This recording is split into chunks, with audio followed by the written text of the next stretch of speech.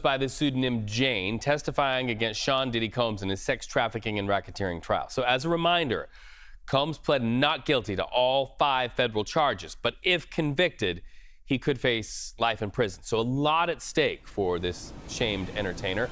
Let's bring in CBS News correspondent Jerika Duncan. Always great to have you, Jerika. You're outside the courthouse right now, but you've been inside quite a bit as well. What have you heard today, my friend?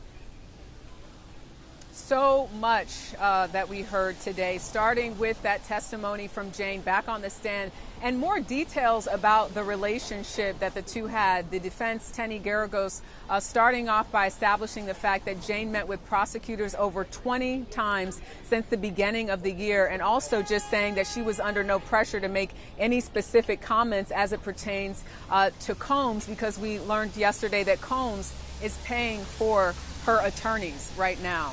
But they got into their lifestyle more and more. We know that Combs allegedly enjoyed watching his girlfriends, Cassie Ventura, and in this case, Jane, have sex with other men. But we learned more details today just about some of the things that were happening. For example, Tenny Garagos asked Jane, "Do you still love him?" And she said, "I do." She talked about how they used to cuddle together and watch TV. Her favorite show, or their favorite show, she said, was Dateline. So that they watched a lot of television. She said that even in terms of the fetish that she described, she did research on it because she was trying to better understand what it was about Combs that enjoyed watching her have sex with other men. And she said she came up with this term called cuck, and, you know, even brought it to him. So you're seeing that the defense is laying out really sort of this timeline of events that show she was a willing participant, that she was getting financial help, that Combs was paying for her house, that she even at one point was able to get up to $50,000, she said, on Instagram by posting brands, and was also receiving $4,700 in child support, according to Jane.